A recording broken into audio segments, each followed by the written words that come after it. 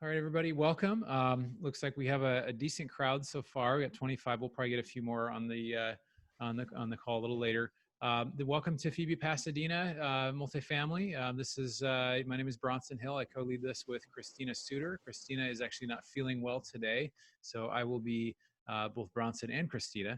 So even though we don't look anything alike, but really happy to have Paul here with us. I have a couple things. I'll introduce Paul in a bit.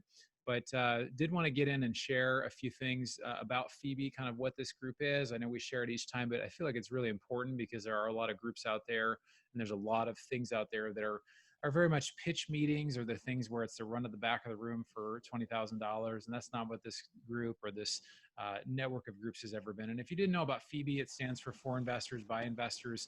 It is the largest real estate group outside of any realtor groups in California. So I believe there's over 30,000 members. So it's a very large group. I should know the exact number of meetings, but I think there's somewhere between 8 and 12 meetings in California. I think they've actually expanded outside of California as well. So, but anyway, the whole focus of it is basically a group of investors that are helping other investors to find the way. And just by being here, hopefully you will learn something new. You'll learn something from what Paul shares, or a question that's asked, or things like that. Normally we do quite a bit of networking. We have quite a bit of time where there's, you get to go around and actually socialize. So here the networking is really, done in the chat box.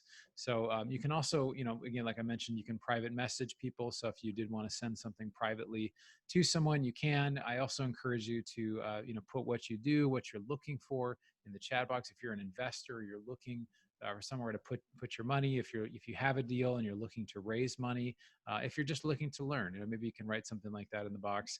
And honestly, these meetings have really taken me from someone who's kind of been like, oh yeah, real estate's great, to basically becoming a real estate professional and becoming financially free through real estate. I know Paul is financially free through real estate as well. There's a lot of people that are on this call that are as well. So very honored to have you spend time with us. We really hope that each of you get a lot of value out of this, that you feel like this time was well spent.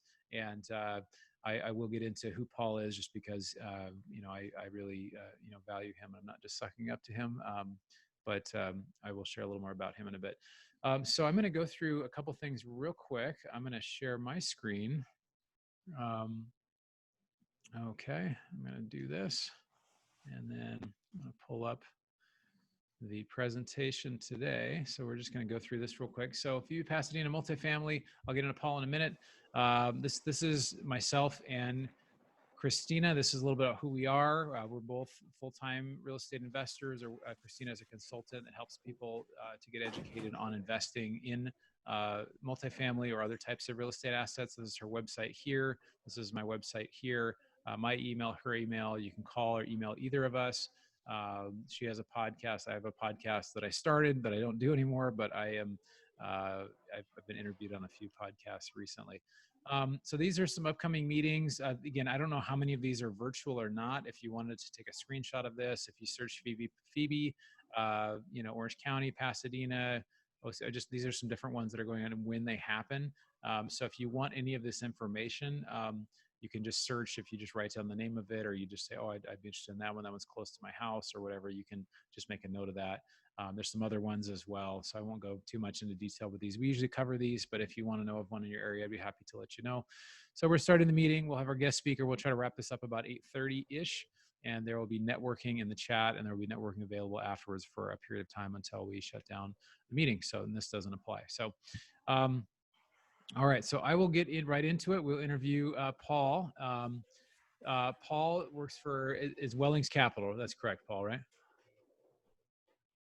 I think I got it right.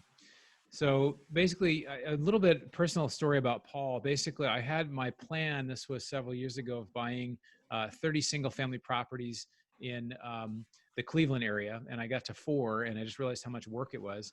And my cousin, whose name is Wes, who came a couple months ago, has been several times to FIBI, said, you got to read this guy's book. His name's Paul Moore. He's got this book called The Perfect Investment. So I read it, and it just blew my mind about, how does multifamily actually work? And so if you are interested in doing large multifamily and syndication and syndicating, what does that mean? Raising money from other people, just really getting your head around what it means to be an investor, Paul's book is great. And actually, Wes, my cousin Wes, he gives that to all his potential or new investors. So it's a great book.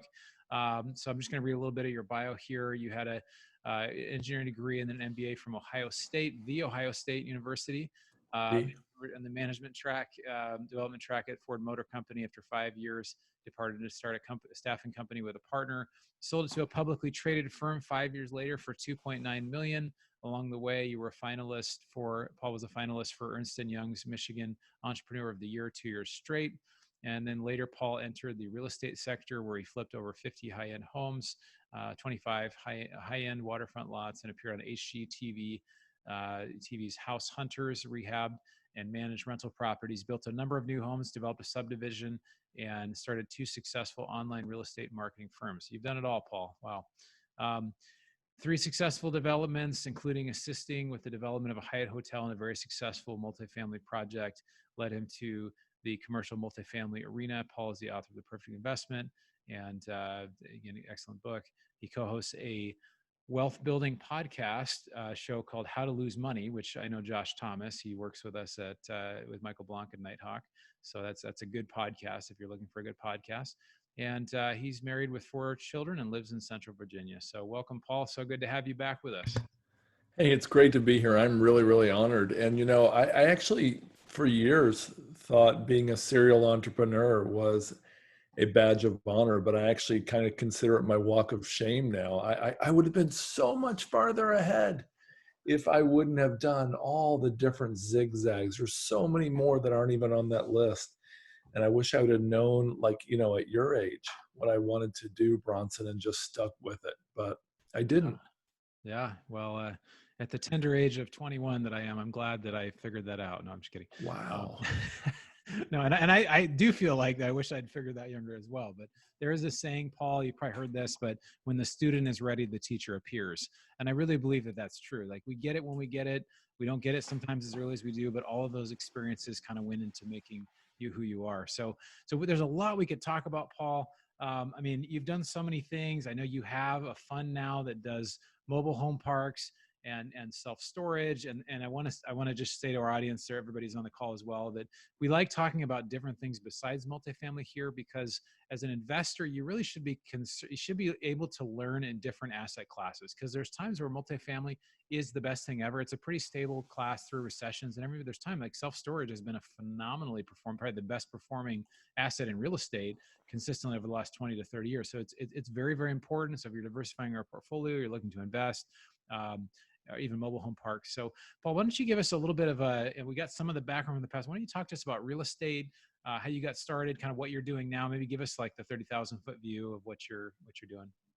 Yeah, absolutely. So I kind of stumbled into real estate. I met this guy whose dad was a banker, a real successful guy. And he said, hey, you can get houses on the courthouse steps for maybe 40 to 60 cents on the dollar. I said, what? How could that be? And I was bored. So my buddy and I went down to the courthouse steps. We bought a house. We were on, there was no other bidders. Of course, the economy at that time, this is back in 2000, but it was in the worst county in Virginia, and they had 20 or 21% unemployment rate. Seriously, I wasn't thinking about that. Anyway, we bought a house, and we were able to flip it for a very significant profit. I think we almost doubled our money in a few weeks. And I thought, wow, well, if it's this easy, we can just do like one a week and we can be rich. And anyway, I was only like 36 years old, having, I had a success at another business, like you mentioned, but I didn't know anything about real estate. Well, we got into flipping, and of course, the next several deals, we lost money on 2 of the next 3. It wasn't anywhere nearly as easy as I thought, but we started flipping waterfront lots. Started doing modular homes, ground up construction, did a subdivision. I did learn one thing. I learned that if you don't know how to tighten the doorknob on your own home, you probably shouldn't build a house from the ground up. I don't know what you think, but that's just kind of what I came up with, Bronson. That was sort of my wisdom in my late 30s. But at any rate, I did all this stuff, and I always was trying to figure out how to get involved in commercial real estate. I didn't know who to trust, how to get started. and where the on ramps were.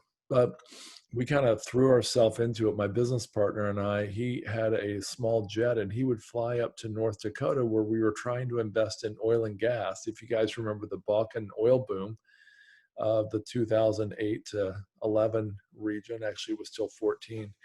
And we were trying to find a place to stay when we go there and couldn't find any place to stay. There were thousands of job openings, and a lot of them were because there was no housing.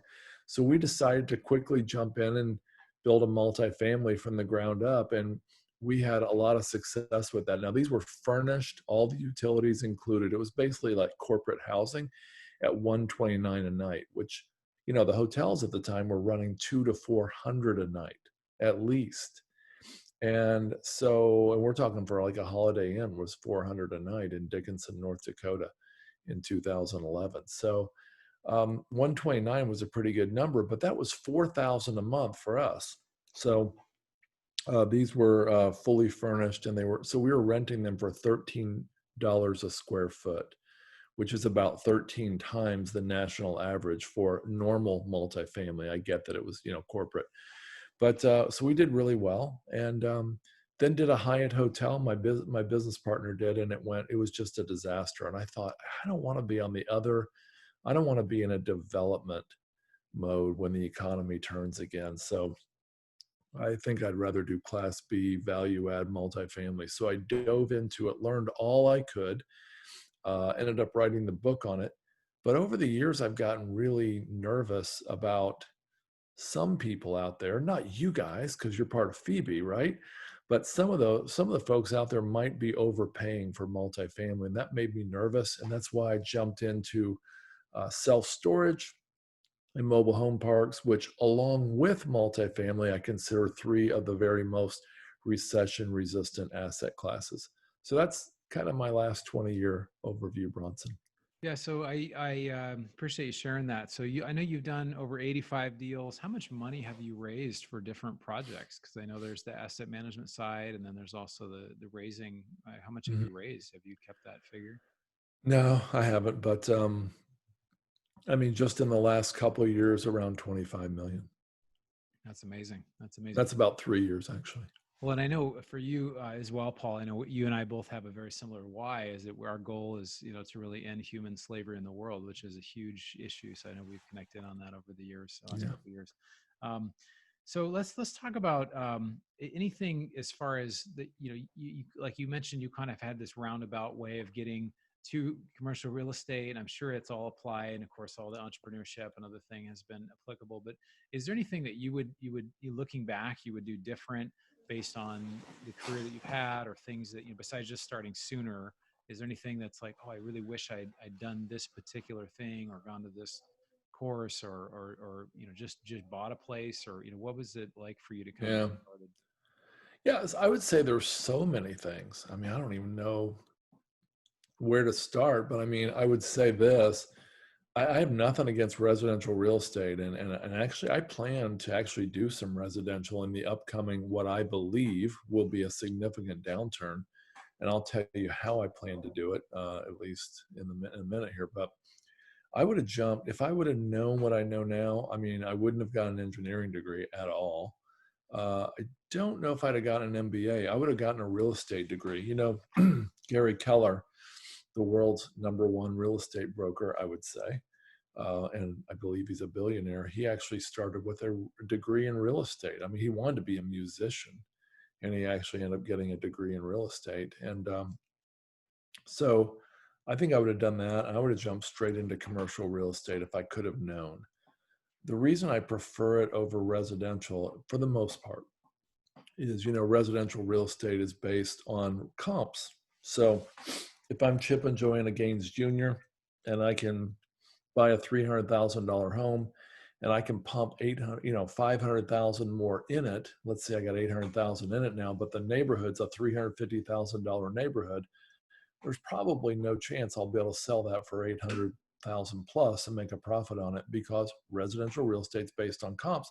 Commercial real estate, and I didn't hit this as well as I should have, honestly, in my book, it's based on math.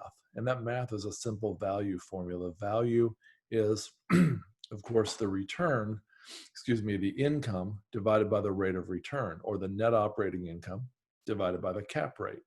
So if I can increase or expand that numerator, the net operating income, and if I can find a way to compress that cap rate, the denominator, then I can pretty systematically increase the value of the asset. And if I'm using safe leverage, I can even more so increase the value of the equity. So I think I would have jumped into commercial at a young age. I've identified 7 or 8 different ways to get in, even if you're, a 20 something or even less. And I would have tried to follow one of those routes if I could have only known. Yeah, yeah, yeah. No, that's it's interesting you said that because again, there's a couple of things I want to touch on there. Is one is that basically, residential real estate is more about comps, and that when you're looking at multifamily or even commercial, it's all about income. Like how much income is it producing? And so you can take a building that it doesn't matter what area it's in. If it produces income and you can add extra income, maybe you can charge for parking spaces for Mhm. apartments, or maybe you can add special services or lockers for packages, or valet trash or other things where they come and pick up your trash from the door. I mean, it's amazing, these little things. And for every dollar you increase a I month know. in revenue, it goes up 10, 20, 30, 40, $100, a couple $100 for the value of the property, which is amazing. It's kind of It is amazing amazing. exponential how that works. So you mentioned you kind of left a little nugget there. So you can think of 8 ways that someone can get started in real estate. So if somebody's, and I know we have some younger people on here as well, and some people are my age, or some are a little older, and someone say, well, how can what's a good way for someone to get involved in multifamily or real estate in general? Maybe not just multifamily. What are some of those Yeah. areas? Or is that coming out in your Um, next book? We'll have to buy. We can pre-order. yeah. So my new book is called Storing Up Profits: Capitalize on America's Obsession with Stuff by Investing in Self-Storage. And that's coming out from Bigger Pockets Publishing this summer, or possibly fall. I'm not sure exactly when. I didn't know But the you had a new last book. I didn't know it. I was just honestly just saying that. I honestly didn't know. Yeah, no, that's great. So the last third of the book is dedicated to this. But because you're so amazing, I'm going to give you guys a heads up on those 7 or 8 paths. So, path, and you got to rein me in here, Bronson. I don't know how much time do we have? We've got. I think we've got it. We've got a while. We've got about 25 minutes. We can kind of go with this and touching. Where the. Well, why don't we take maybe 4 or 5 minutes and just kind of Okay, go over great. this, and then Yeah, we'll. you got to keep me reined in on this one Okay. because I get very excited. So, path number one is what some people call stacking. Not sure that's the right term. I was in Dallas in 2016 and I met a guy who'd been at this 23 years. He started with $1,000 in one duplex, fixed it up, rented it out, sold it, made $26,000 profit. He bought a fourplex, did the same thing again, bought an eightplex, did the same thing. And when I met him, he had 132 units. He was selling for 11 million. Like I said, he started with $1,000. And so basically it's just working your way up the long, painful, grinding ladder to the top. Path number two would be becoming a deal finder. Being a deal finder means you're partnering up with people who have money or operating experience or both, and you find deals for them. You can do that if you have a really good, if you can do direct mail, if you can use the phone, if you have connections, you can be a deal finder. Number three, you can be a money raiser. And those of you who've been around Bronson for a while know that's a very dangerous game. It can land you in jail, or you can get you banned permanently from raising money if you do it wrong. Just make sure you're following the SEC regulations. You need to be a principal in the deal, or you need to be a licensed broker dealers. Path number four would be just jumping in big. And I'm talking about if you won the lottery, you made a lot of money in Bitcoin, you have an inheritance, you sold your tech company, and you just happen to have millions of dollars. Get a great team around you and just jump in big. Path number five that goes right along with that is if you have a lot of money, you can also co-sign on someone else's deals. By co-signing, you don't have to do anything except add your signature because you might have more liquidity or you might have more net worth than others. And it's very risky and you really have to monitor that.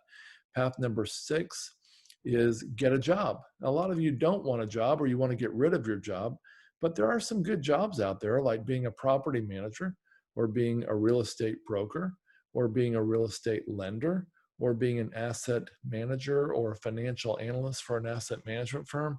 There are a lot of things you can do like that. I know a pitcher from, I think it was New York Mets, New York Yankees. He actually went to a company just north of where you are in Pasadena called Gelt. You've heard of that, I think. And Gelt, he went there and he actually, joined the staff as a W-2 employee. So there are jobs like that to learn your way up. Path number 7 would be to have a mentor or a paid coach.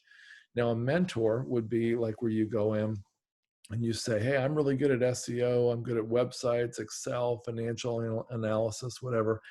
And you volunteer to work for someone as their apprentice, and you actually work for free. And then you actually ask them in return, you want to hang around their office and learn the business. I know somebody in San Francisco who did this in 2009. And when she did, she actually became so valuable to her employer, she got paid really well in a short amount of time. And then the next thing you know, she is now the #1 property manager in the city of San Francisco, #1 commercial property manager. Another way to do it is get a paid coach. Now, there's great paid coaches out there, people like Joe Fairless and Michael Blanc, who you can get paid coaching from. And if you get the paid coaching route, you can actually do another one of these paths. So you might get the paid coaching and become a deal finder, paid coaching, become a money raiser, paid coaching, get a job as a property manager, and you partner with either the coach or the people in the network. I love that path. And that's a path I've taken 2 or 3 times in my life where I've spent a significant amount of money, but I made huge returns as a result. Last path, number 8, is be a passive investor. Now, you can either be a passive, which means you take a lot of time up front to know who you're investing with and then send them money whenever they have deals. Or you can be a professional passive investor, which means you really dig in, you get to know the numbers, you get to know the deals, you fly out to see them, you fly out to see the projects, you underwrite it yourself, and you stay significantly involved. And that's a good way to learn the business and jump into other deals in the future. So there we go. 5 minutes down, 8 paths. Hey, that's great. I hope you guys were taking notes there. I think there were some nuggets there. If somebody was taking notes, I took some notes, but if somebody wouldn't mind just putting those 8 things in there: stacking, deal finder, money raiser, there's some really good stuff. So if people wanted to take that down, I think that was really good. I wanted to mention too, my cousin Wes, who has, 1,400 units now or 1,200 units. That's how he started. He bought a duplex and he basically 1031 exchanged, got a tax-free vehicle of moving into larger, and he just kept going larger and larger and getting partners and getting more experience. So I love that. I mean, these are all great. So this is going to be in the book, huh? Yeah, it's in the book. Okay. I think I forgot the one, the thing about being a co-signer on the loan, but other than that, they're all there. Yeah. Okay. No, that's great. That's great. And those are all, I can attest, those are all great. And I can think people would do different ones for different reasons. So I think that's really good. Um, let's get into the market. And a lot of people are interested to know kind of, what's happening right now. Is the sky falling? Are we back to normal? Stocks, went down. Now they're 40% up from where they were at their low. How is, real estate affected? I have some opinions on that. I'd love to hear your opinions. I'd love to hear how different asset classes are being affected. Tell us your thoughts, Paul. I really want to be an optimist, and I try to be, but I'm having a hard time right now because I can't see. Of course, Paul Simon said it so well in the song "The Boxer." Everyone sees what they want. Everyone believes what they want to believe and disregards the rest. I get that, but I'm having a really hard time, Bronson, trying to see how this is not going to end. Really, going to be a really painful recovery. I mean, I think that the 4 ways we can look at it are the 4 shapes of a recovery. Shape number 1 would be a V-shaped recovery, which means we've gone down quickly. We went from 5.8 million people unemployed in February to, I believe it's 30.8 people unemployed now. So, or maybe it's 33 million even today. So we've got a huge increase in unemployment. It's gone from 3.5% up to near 20%. And, an economist yesterday said, or actually recently said, 42% of those people will never come back to work. What? Well, how are we going to recover from that? Well, I don't see how it's going to be a V-shaped recovery. It's not like we're going to flip a switch and everybody's going to go back to work. Neiman Marcus, J.C. Penney, J. Crew, Hertz, all these folks, declaring bankruptcy. We had the strongest economy perhaps in history last year, and yet 12,000 retail establishments went out of business. So a V-shaped recovery seems really hard to imagine for me. I can imagine a U-shaped economy, an economic recovery, what means we went down and then we're bumping along the bottom. It's also called a bathtub recovery, where there's rocks in the bottom of the bathtub and we don't know, we're up, down, up, down, up, down, and we finally recover at the other end. Another possibility is a W-shaped recovery, which means we went down and then we have this wonderful euphoria as things improve. Let's say the coronavirus is eliminated. Let's just say this fall, things jump up, which we've already seen the stock market do. Then they drop again much harder, and then there's a recovery later. So that's a W. You could also have a V front end and then a U back end on that W. The worst one would be an L-shaped recovery like Japan, where it just went down and then just slowly bumped along the ground for decades. Math on this is really hard to get around. I mean, when the economy was humming along last fall, we were adding an average of 200,000 jobs a month. Okay, it could have been 100,000, 300,000, but 200,000 is a good average. Adding 200,000 jobs a month when we've got, something like 25 million jobs to fill, well, that's going to take a long time. Now, let's assume 60% of the people come back to work soon. So if 60% come back to work, we've still got, let's say, 10 million jobs to fill. 10 million jobs at about 200,000 a month is going to take at least 5 or 6 or 7 years to fill. Okay, that's gonna be hard. I don't think it's going to be an easy recovery, and I think honestly, so if you're in stocks and bonds, you can go to lunch and lose a third of your portfolio. I mean, like you mentioned a minute ago, we had a huge loss starting February 25th, I think it was. Well, the beauty of real estate is you've got a long time to prepare. You've got, months, maybe years to pull together your team. And we'll talk more about that later in the show if we have time, of what you should be doing now to prepare. But I think you're in an incredible position. And I think there's going to be some amazing opportunities, possibly the greatest opportunities in your lifetime, or at least recently, to create enormous wealth. We don't wish a bad thing on anybody, but the capitalist economy just produces, wins and losses, and you can be there to help. You can help banks, you can help sellers, you can help investors, and you can help your family and your friends who invest with you if you're positioned right and thinking right. Yeah, no, I agree. I mean, we've talked about this, I think, last month as well as just the last couple of months at FIBI, just that we're in really an unprecedented time. We have unemployment that, yeah, the numbers have not come out. I think do they come out tomorrow? I think they come out tomorrow for the month of May, or they come out soon. But we were at, I think, 14.9% unemployment through April. But I mean, it's going to be 20+% in the 20 to 25% range, I think, Mm-hmm. before this is said and done. And those are depression era numbers. I mean, you don't just, all of a sudden everybody goes back to work. I mean, these are people that have been furloughed or been laid off. And a lot of these restaurants or different jobs will never come back. So looks like somebody just joined. If you could mute yourself, please. I'm not sure who just joined. Maybe somebody can go on and mute. I'm going to try to figure out who it is. We can mute them. But I think the really the key of all this is that there is opportunity and there is always a silver lining. And so I think it's sometimes we can get negative about it, but I think I'm not selling any of my stuff that I have. I still have some single family stuff. I have all the multifamily. We're not in California. We're in other areas, but I do think there are going to be areas that are going to be hit very hard. And I think at some point, not right away, but at some point there will be some inflation down the road because of all of the money printing that is happening. So I Yeah. think that's interesting. So you kind of alluded to this, and you're just kind of leading me on a path here, Paul. But what I guess that's the next hook is what should I be doing? What should we all be doing with what we have, what are the opportunities that are going to come, and how should we position ourselves? Should we sell everything? Like, what are some of your thoughts of just in general things that each of us can be doing to be wise in this situation where things are changing very quickly?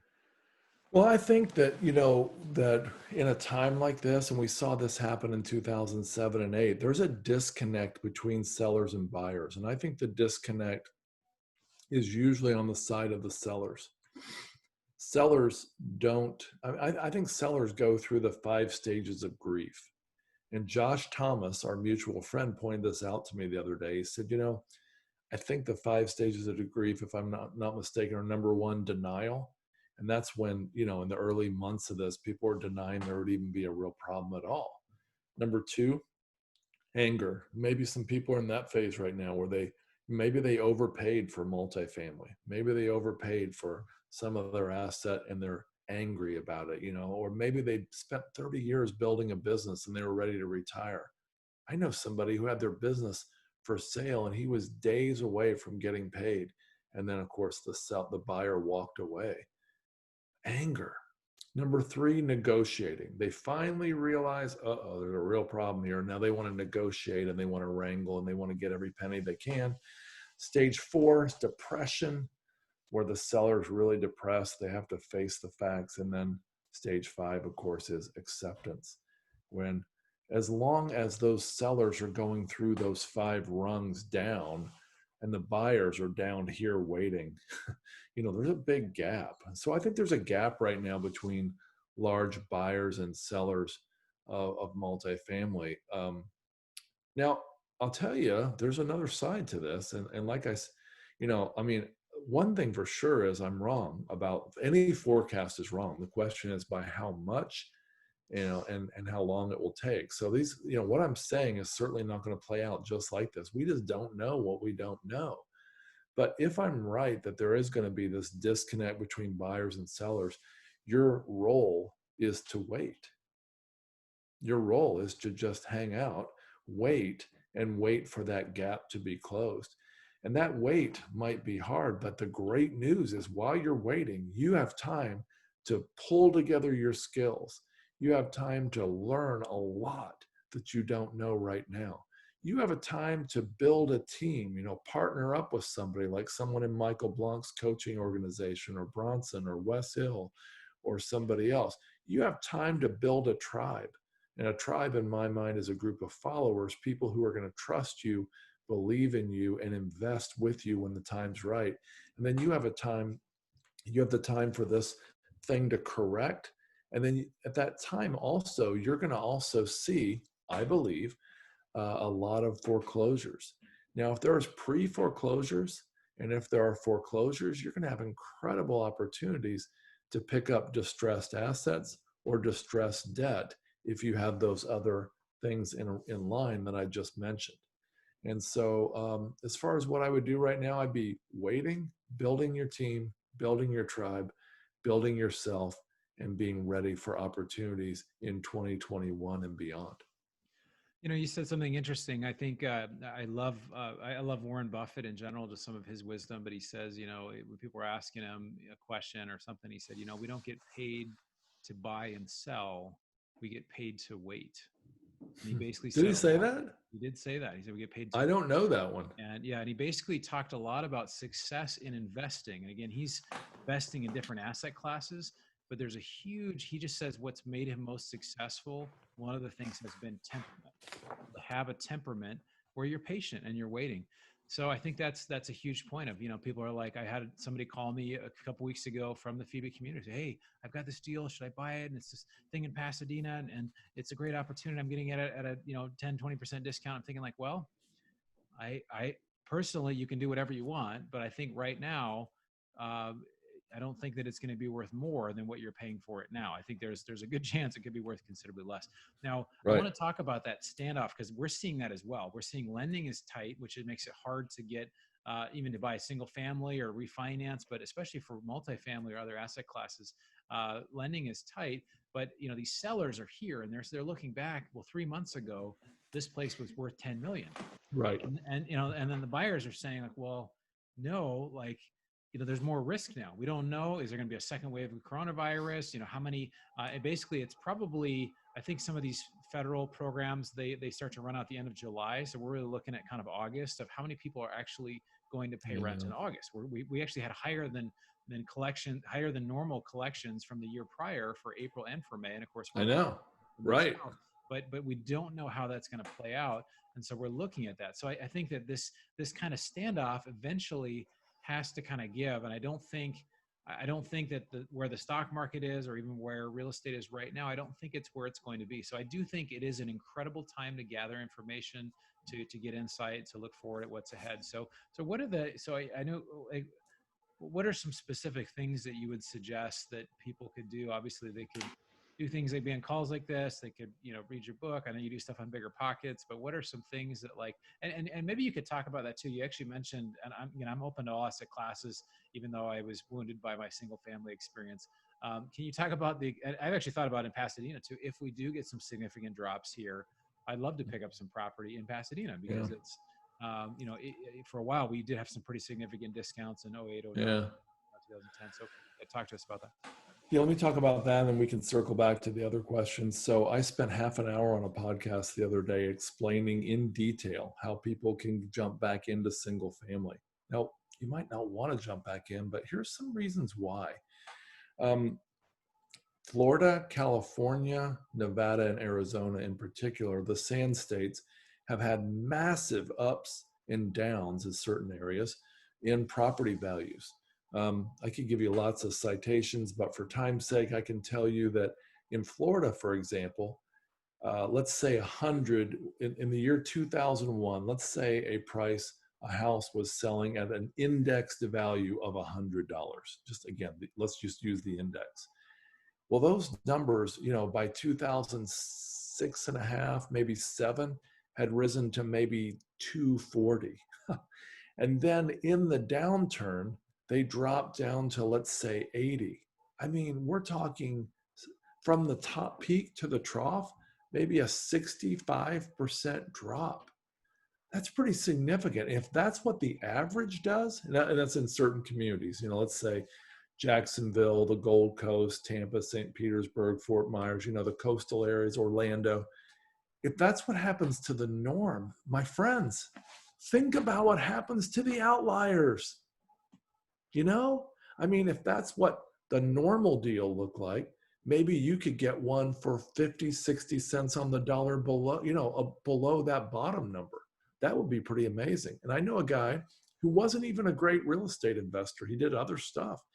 He took me to his house in Florida in 2010 to go fishing with my son. It was a really nice house. It was in Fort Myers, 10 minutes from the beach, so it wasn't on the beach. Had granite countertops, had a pool indoor, like a lanai, over the pool. I don't know if they have that in California, but the big black 2-story screen to shield you from the sun over the top of the pool. It was a small, sort of a back porch area that had a pool in it. 4 bedrooms, 2.5 baths, 2007 built. I would guess he paid $350 to $500 for this house. He paid $55,000 for this house, Bronson. I'm serious. $55,000. Well, if you can get deals like that, maybe it's a good time to get a few. And so I'm looking at my favorite towns of Sanibel Island, Florida, Fort Myers, Florida, thinking about when this hits, I want to be doing, and here's how I want to do it. I want to do subject to deals. That means lease option sandwich or lease to own, or basically taking over the current mortgage. And Brandon Turner talks about that in one of his books. I think it's a Zero Money Down book that he has on Bigger Pockets. And there's another book that's all about this. And it's not easy to find, but it's by Chris Prefontaine.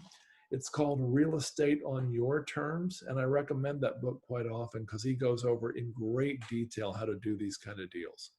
So does that answer the question? Yeah, no, I think that's great. It actually reminds me, I'm going to post something in the chat here. There's a episode that Michael Blanc did, and it's by a guy named Adam the Brit. And basically this guy, I think him and his wife in 09 or 2010, they went through like Arizona, through the Phoenix area, or I think it was Phoenix, Arizona.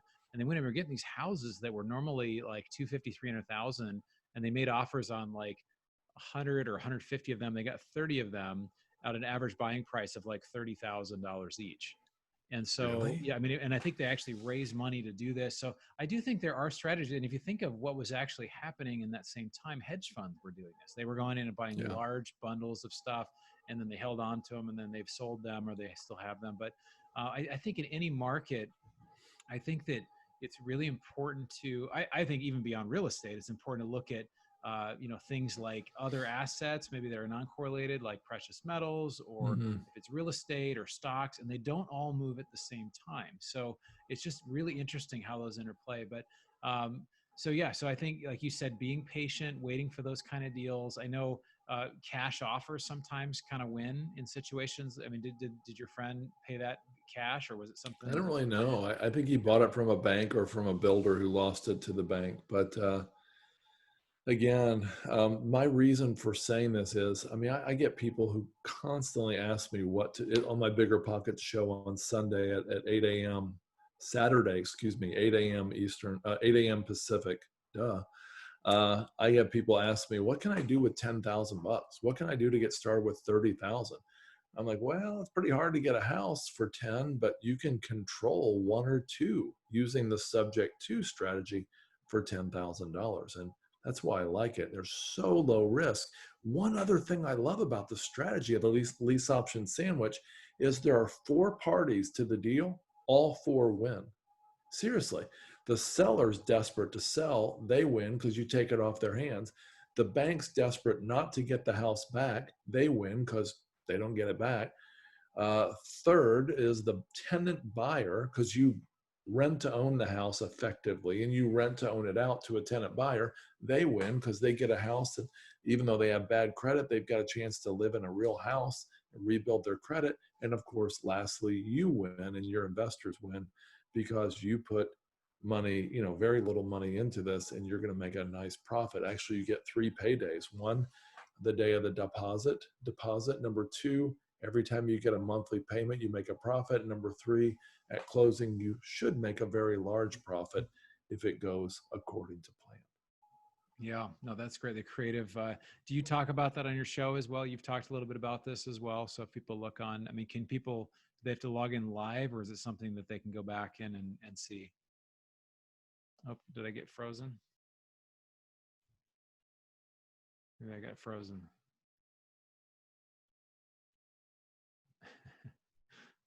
Wouldn't be a show unless I'm frozen, huh? Talked earlier.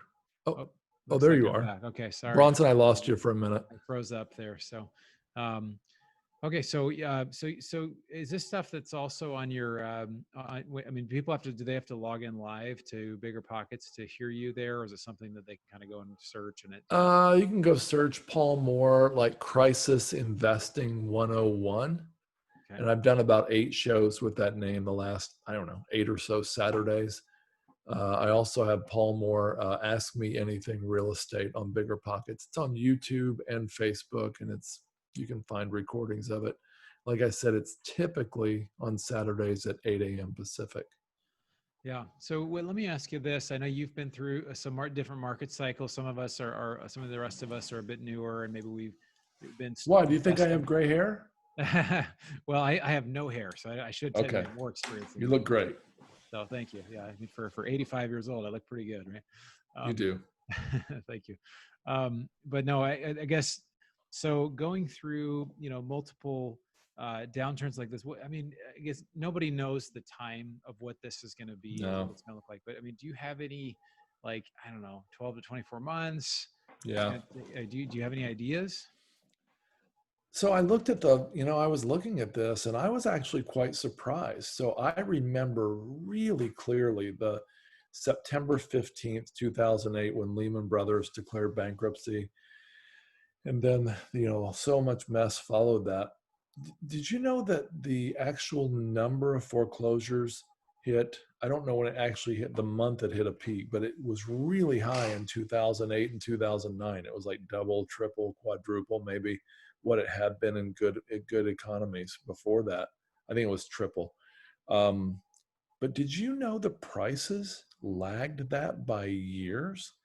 The bottom of the pricing world didn't hit till first quarter 2012 in most markets.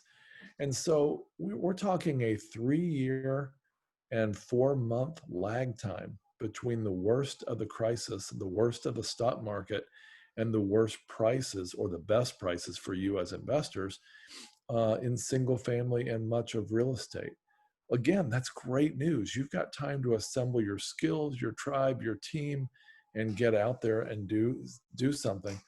There's a big debate. Well, I don't think it's debated very often, actually, but there's a debate between those who say you should never catch a falling knife and those who say you should. And there's only one guy I know that says you should. And if you're going to take any notes today, this would be a good one to write down.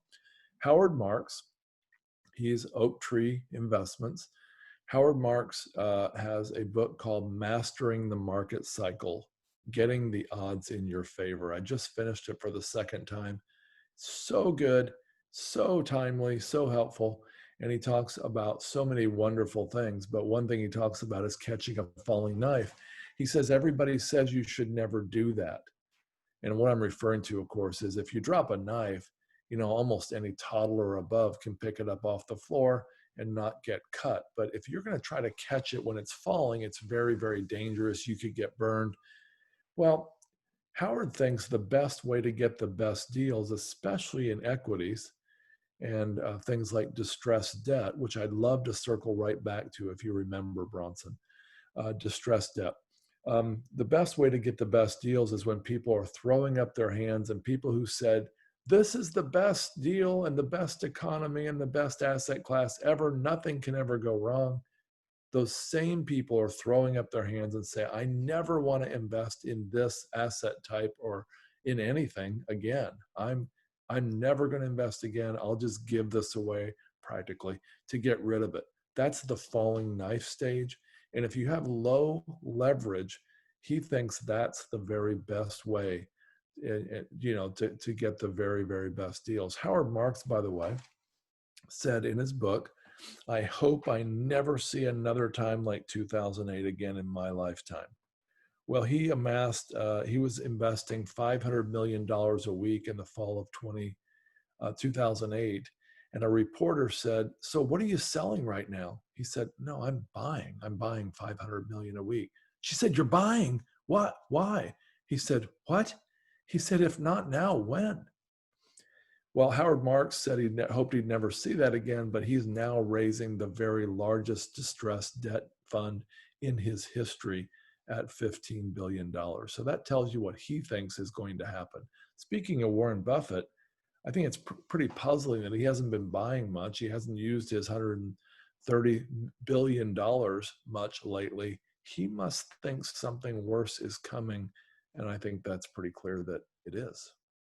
Well, it is interesting when just you look at, I mean, there's so many ways to look at all this, right? I mean, people say what's going to happen, and you look at valuations in general, and in the stock market, I think the average, PE, which is a price earnings ratio, for those that, are familiar with that, I think it's somewhere between 23 and 26, which whereas historic is more kind of the 14 to 16 range. I could get those wrong slightly, Right. but there have been times where there was a guy, I think it was John Templeton who started the Templeton Fund. And years ago, there have been several times where PE ratios go down to single digits. And he literally just bought a bunch of small cap stocks. And he put all of his things in every single smaller stock or stock worth less than $1 at that point. And he just made, 5-10 times as much. So I do think sometimes, just judging too, I was in the real estate groups back in 2010, 2011. There was like 12 people around a boardroom. Christina and I were there. It was very few people there. And we've had meetings where I think you came and spoke and we had 60 people, or, we had as many as 80 or 85 people. And it just kind of shows you, some ways where we're at. But again, when we had a drop as far as in, and I'm talking different asset classes, but like with, the stock market in 1929, it didn't hit the bottom until 1933. And then it didn't fully come back to where it was in 1929 until like 1952 or something. It was like, I know. It's it was a amazing. really, really long time. So A long it time. was a long time. So I know there are concerns about inflation. There's concerns, but I think the bigger concern right now is deflation. And I think having cash right now is really, really good. And there'll be some point where that will switch. But I think we're going to be at this for a while, and I think things are going to Right. get worse before they get better. So talk to us more about distressed debt. What does that look like? How do people invest in it? Give us some more insight on that. So I think just to set the stage for this, I don't think there's going to be tremendous opportunities to buy distressed debt at 5 to 10 and million and above. But if you want to play in a smaller level, I think you're going to have some opportunities. Here's an example. Let's say someone bought apartments. Let's say they stretched to the very limit of the value. The cap rate was really compressed. And they bought an apartment building for, let's say, $4 million. And let's say they borrowed 75% of that. So they had 75% loan to value. And so they borrowed 3 million. If the value formula for commercial real estate again is net operating income divided by rate of return or cap rate. Now, if the cap rate expands at that property, let's say it's not California, let's say it's the middle of the country somewhere. Let's say the cap rate expands from 5.5 to 7%. That's 1.5 points. Well, that's about a 20 to 25% drop in value right there.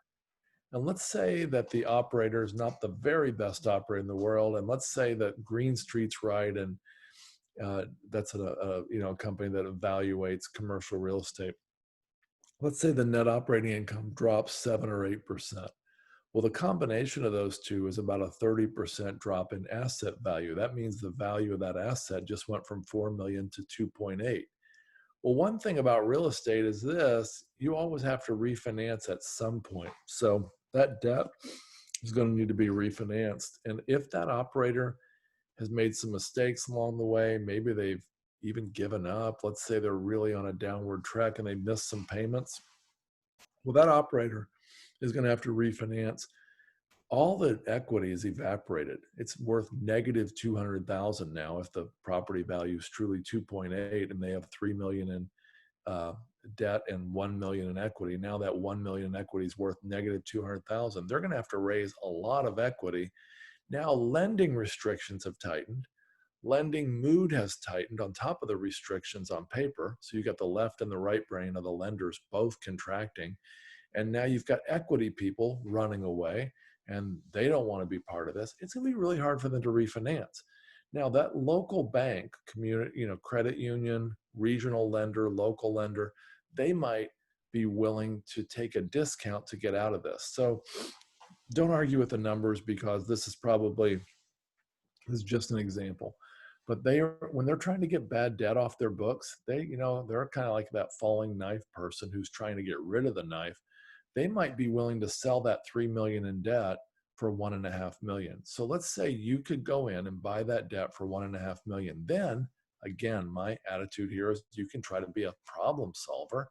You go to that operator and you say, hey, I really want to help you. I don't want to see you get hurt here.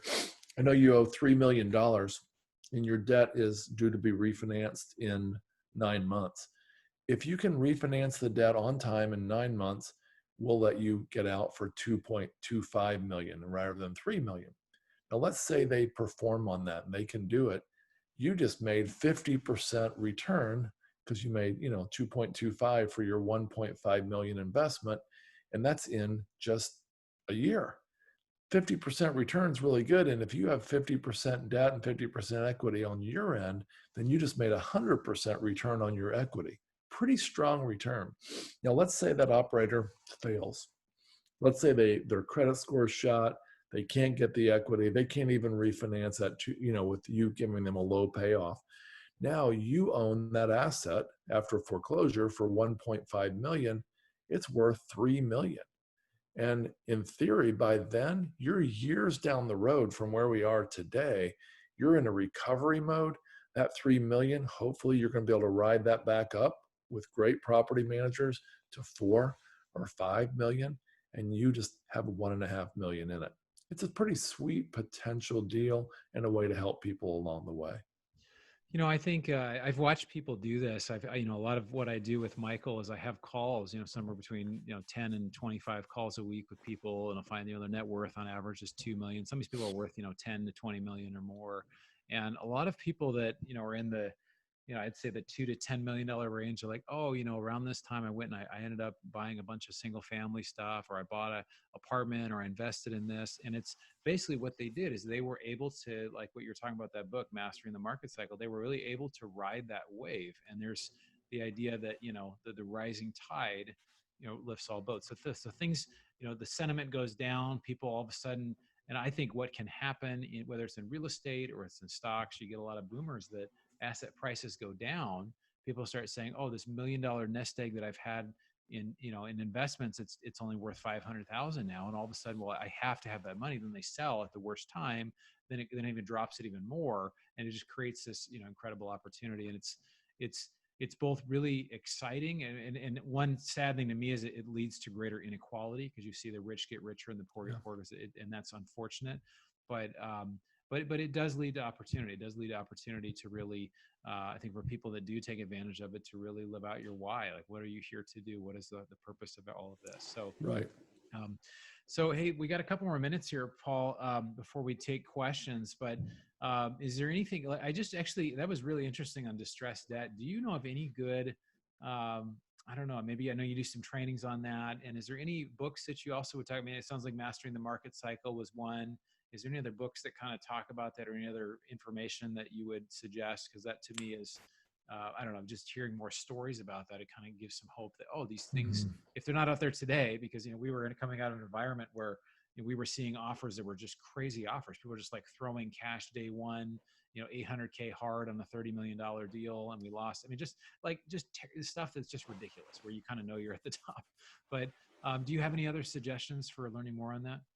I don't. I am trying to follow what Howard Marks is talking about, what Ray Dalio are talking about. Um, I haven't really plumbed. I really feel like we have a lot of time on this, so I haven't really taken the time to plumb the depths of that to really learn all I can. I've done about 4 phone calls with people who have experience in that area, and I'm just learning along the way. But I don't know if there are books or podcasts about this subject. I'm guessing there might be.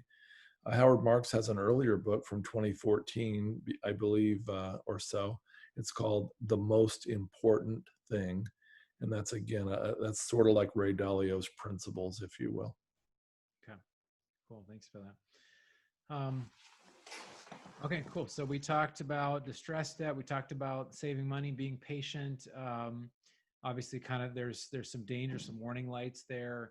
And what about as far as some things that have just kind of helped you over the years in real estate? Maybe it's an app, a tool, a website.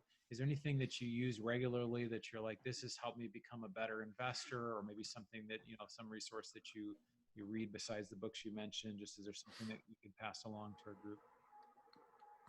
I mean, I've been enjoying Ken McElvaney's stuff on multifamily. I know you're familiar with him. I think that would be a really good resource. The best thing I've ever done is invest in myself. Warren Buffett talks about that. Warren Buffett, I'm actually writing a book on Buffett, Oh, about Warren Buffett's rules for real estate investors. That's why I was so delighted to get your quote earlier that I think I wrote down correctly. But anyway, he said that he was so scared as a 20-year-old that he couldn't speak at all in front of anybody. He signed up for a Dale Carnegie course, and he actually was too scared to go. yeah. And so he didn't go. And then he signed up for it again the next time it was offered, and he actually paid in advance the whole 12 weeks or whatever. And so he would definitely go, because he really was stingy and he hated to lose money. And so he went. And to this day, Buffett doesn't have his Columbia University or any of his other master's degree or undergraduate degrees on his wall. He doesn't have his diplomas. He actually has his certificate of completion from the Dale Carnegie course on public speaking. So I really do recommend that people learn to communicate, learn to tell stories. I mean, what you've got, I mean, what you have, what you have as an investment is really, really important. You can't just be rubbish, as Richard Branson would say, but learn to tell stories, learn to communicate.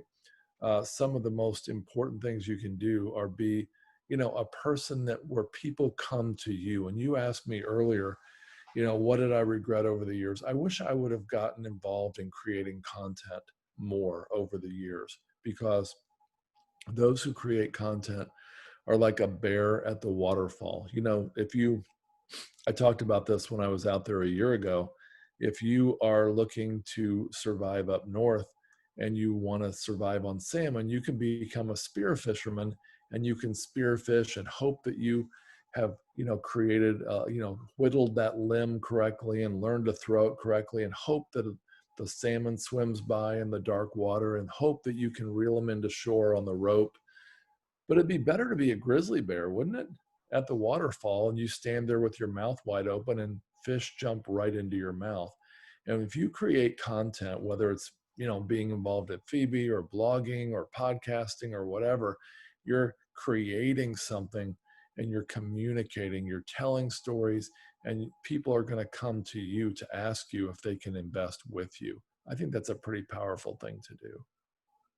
Yeah, I think that's great. I think creating content, adding value, doing things that you can help people, because obviously, as you're talking about this, Paul, you're sharing it from a personal experience, but also you're adding to each of us, and there's a lot of value that's coming there, which is great.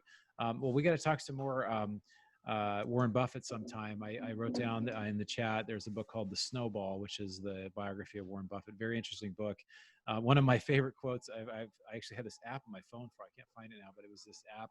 It was a bunch of Warren Buffett quotes. I just memorized a bunch of Warren Buffett quotes. But one thing he Yeah. said is, he said, it's only when the tide goes out that you can see who's been swimming naked. And so there's going to be a lot of, and they're starting to say that, that's happening in different businesses with corporate debt. It's going to happen with bad operators. I've seen it with some operators that were not really that great anyway. And when things are going great, you can do anything and it's fine. But when things get, it's really the good operators, the strong ones that really survive. So appreciate you sharing that.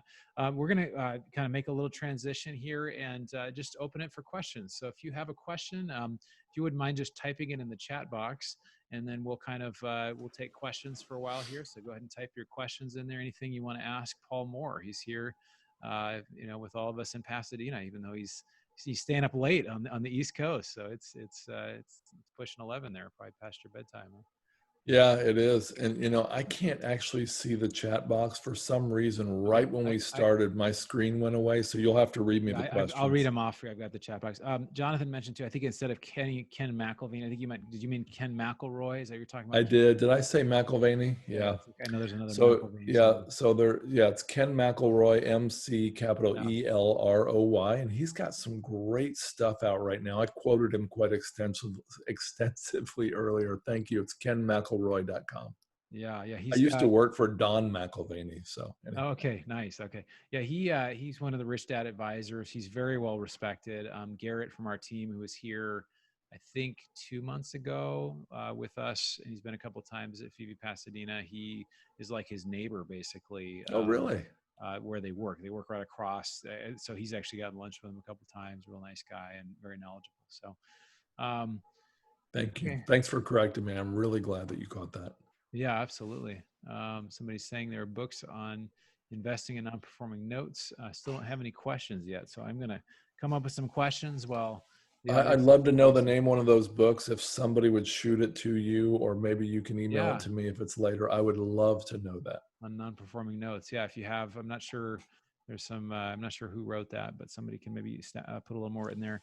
Um, Yeah, I do think right now education is great. I think even creating content. One thing I've realized too is just you don't necessarily have to know a lot you just have to be you have to know a little bit more than the people you're talking with. And there's this story from the uh, the movie Catch Me If You Can, or the book. It's actually a true story where this guy, it's a very entertaining movie. Catch Me If You Can. This guy basically poses as a pilot and all these different things. And I guess in real life, he actually posed as a professor at I think it was at BYU or something, and he taught advanced sociology or something, or advanced social studies or something. And they asked him later, said, "Well, how in the world did you do that? You didn't even finish college, whatever." And he said, "Well, it's easy. I just read one chapter ahead in the book." And so, kind of the idea, if you've read one chapter ahead, a lot of you on this call, you've learned a lot of things. And so, to be able to share that with friends and family, it's really there's a lot of value to that. And so, just being able to present information to people that or people Uh, that you're putting it out there for. So I'm looking across the room at my bookshelf, and there's a book by Jeff Walker called Launch. And he's famous for the product launch formula. In the book, he's not ashamed to admit this. He says when he creates courses, he just gets a bunch of people signed up around the theme for the course. He does his first week, he doesn't have anything else. And then he basically says, he polls the audience and says, hey, what's your burning question? What do you really want to hear next? And then he creates the next week every week as he goes based on what they tell him they want to learn. that's Isn't great. that funny? Well, no, it's actually a principle called ask marketing. So if you follow ClickFunnels or some of the ideas, Yeah, right. basically you don't go around telling people what they need. You basically ask them. You basically find a way. You get people together and say, "What's the biggest thing right now that you want to learn about in regards to investing, in regards to real estate?" And you just and they'll give you, how do it? They'll give you what that is, and you take the 5 most common things, and you basically that's each chapter or each section and what you're doing. I think that's a great way to do it. So, Right. all right. We do have a couple questions here. At least we have a couple questions. There are some books on non-performing notes. Let's see. There's one. It's called Paper Profits Beginner. I have to look. I think it's in the chat box. A couple things in the chat box here, so I can send these to you, Paul. Yeah, please do. So Jonathan is asking, what effect do you think people putting more money down and being better qualified this time will affect things? So if people put more money down and are better qualified, how will that affect doing deals? No, sorry. What I meant was, in the last time around, we had a lot of bad loans because people weren't qualified for the loans, and this time around, we have more Yeah, people putting that's right. money down. And they were better qualified. And won't that affect things? We may have less foreclosures because of that. I'm just wondering what your thoughts are on that. Great question, Jonathan. I think that there's going to be a balance here. So I think we're going to have less foreclosures because of that, but potentially far more foreclosures because of the 2 or 3, 4 times the unemployment and the other carnage we have. So I think it's going to balance. I think if we were in 2008 with the COVID combined, it would be an absolute wipeout. But I think because of exactly what you said, it won't be as bad as it could be. That's just my opinion. It's a fool's game to really predict this stuff when we're in uncharted territory, my friends. I just don't know what's really going to happen. Yeah.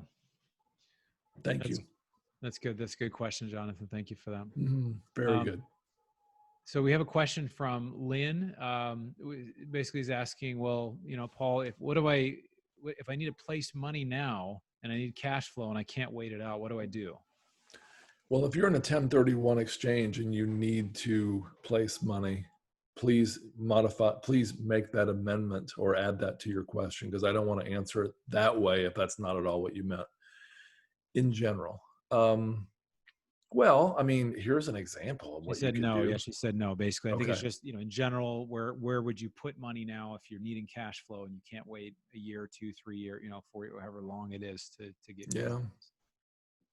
Well, one thing you can do is, so by the way, I should have mentioned this earlier. I think you should get a home equity line of credit everywhere you can and not tap it out, but at least have it ready so you'll have cash for deals. Is what you said earlier, Bronson. Have cash available. That's one way to have it available.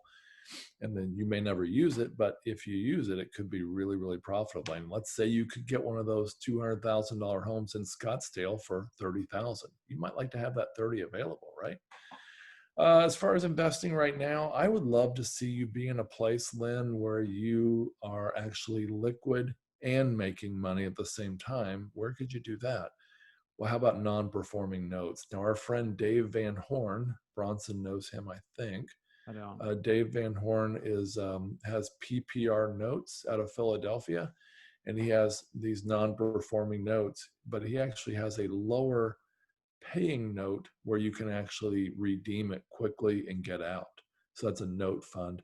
Then you have your 7 or 8 or 9% return on a very I mean, honestly, I think it's a pretty low risk investment the way they do it. And then but you also can redeem it and have your cash back with, let's say, 60 days notice if needed. That's just the first thing that came to mind for your question, Lynn.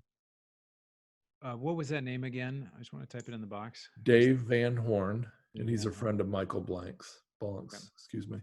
Cool. Dave Van Horn, PPR Notes.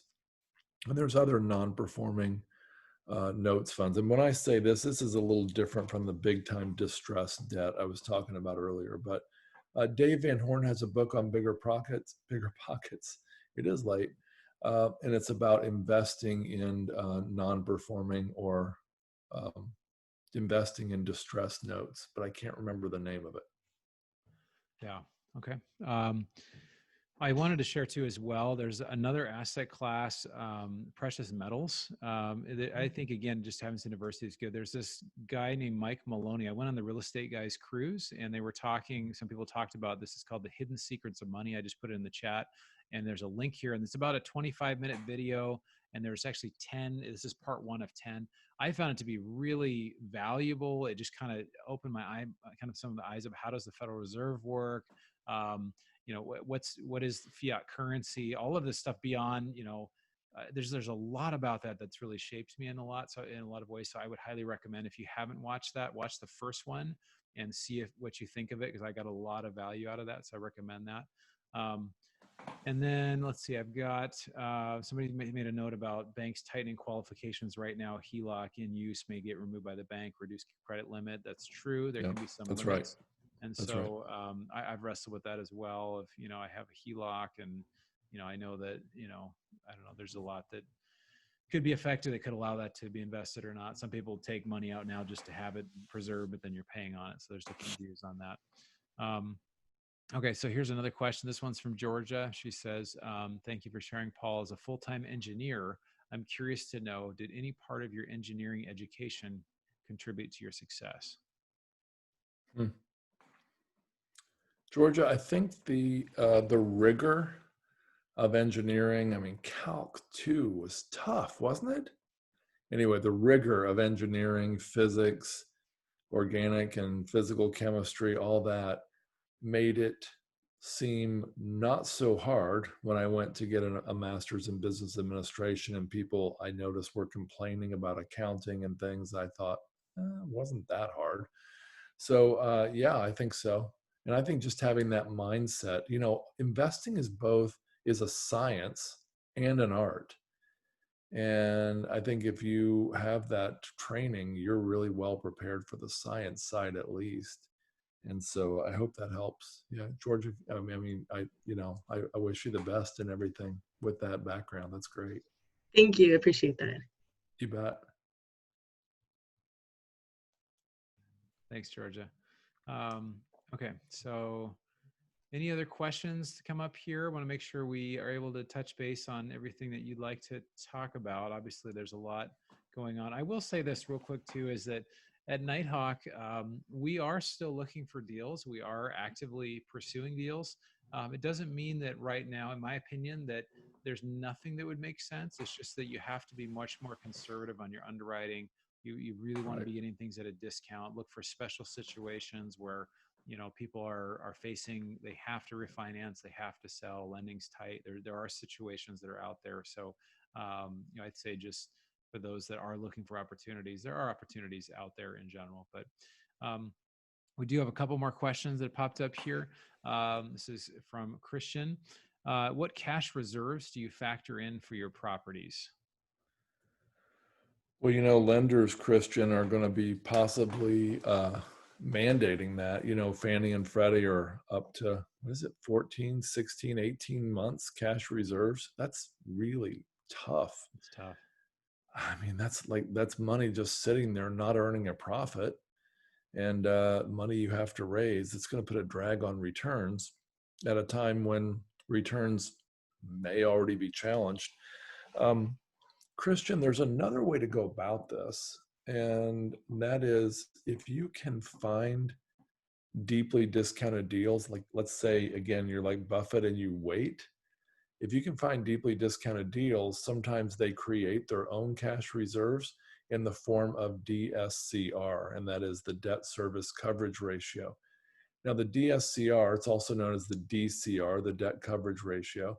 Often banks want it to be 25 to 30%, so it's 1.25 or 1.30.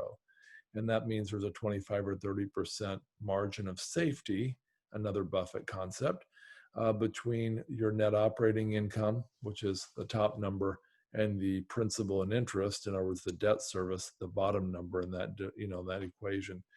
And so if you are close to that, you're probably not where you need to be.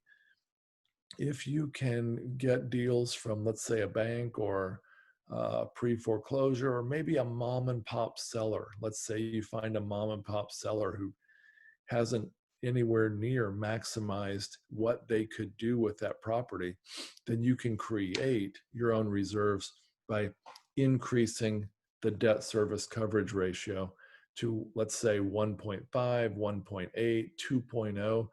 My fund, Wellings Capital, right now, our average debt service coverage ratio is 2.33, meaning there's 133% margin of safety between the net operating income and the debt service.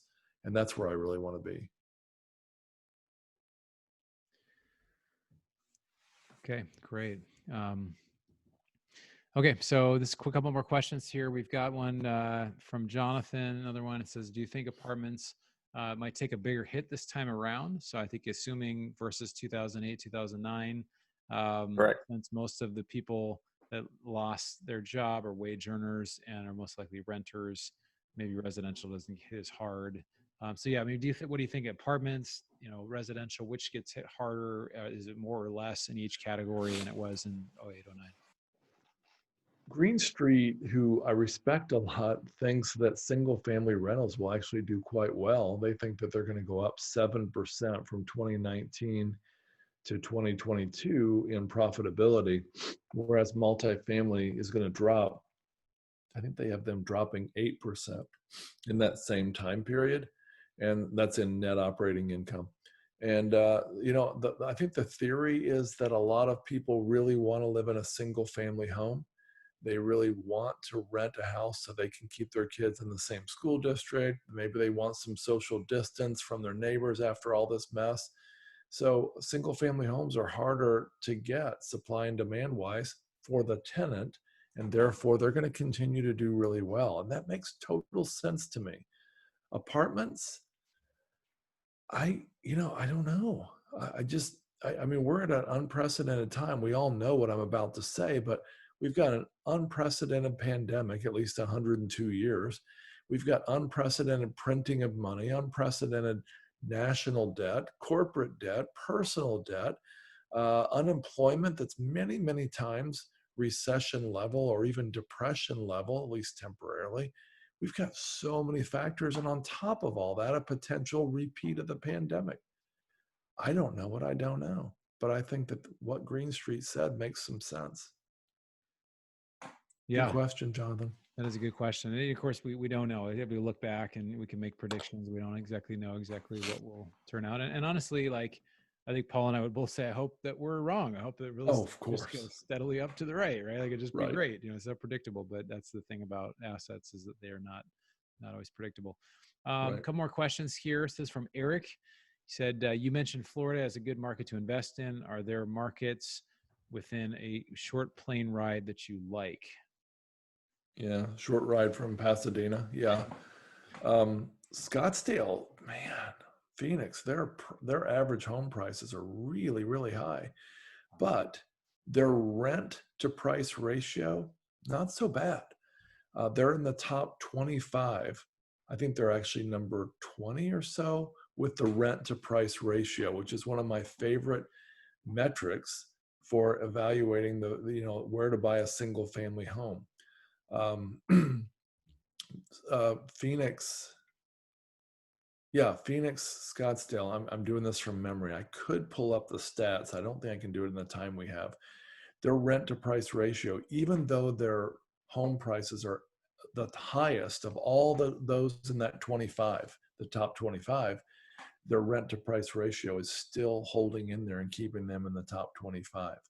They're the only place that's close to you all in that top 25. The next closest spot is, I mean, honestly, mainly way across the country. There's only a few in the whole Western United States.